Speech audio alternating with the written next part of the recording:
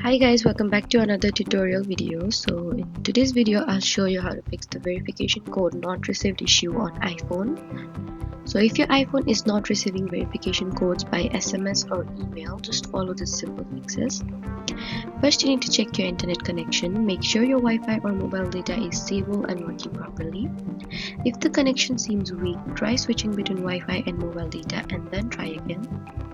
Next, turn airplane mode on for a few seconds and then turn it back off again. Next, check if your iPhone software is updated. For that, you need to go to settings and then tap on general, then software update, and then tap on update now if it appears. If the issue still continues, try restarting your iPhone. For that, you need to press and hold the power button and the volume button together until the power sliders appears. Slide to power off your iPhone, wait a few seconds and then turn it back on again. You can also try resetting your network settings. For that, you need to go to settings and then tap on general.